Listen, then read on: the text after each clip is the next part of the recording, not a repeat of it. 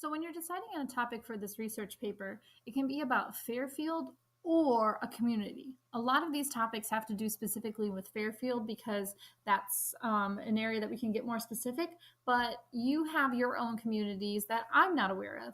For example, last year or 2 years ago, we had somebody who did a research topic about their dance studio that they'd been a part of since they were young. That's part of their community. Or somebody else has done a research about their church attendance and reasons for it going up and down and how they can affect that. Somebody else last year did why the Little League attendance or participation has gone down in our elementary schools. So it doesn't have to just be within our building, but think about other communities that you're a part of.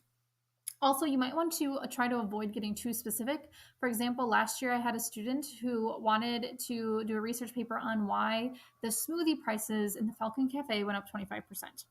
Or excuse me, not 25%, but by 25 cents. And so they, had an interview with Mrs. Masters and they, did all these things and they just had a really hard time making a full 5 pages out of the topic. So I would say a little bit more broad might be beneficial to you instead of trying to be so specific.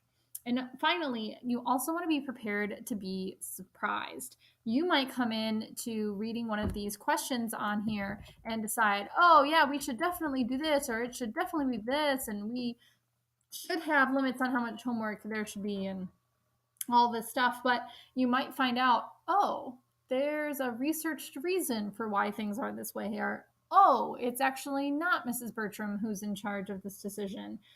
So just be prepared that when doing your research, your answer might change from your initial perspective, but that will give you lots to talk about within your paper to meet those 5 pages. So if you are having trouble coming up with some other topics, maybe talk to some friends, see what they're doing, and that might give you a spark.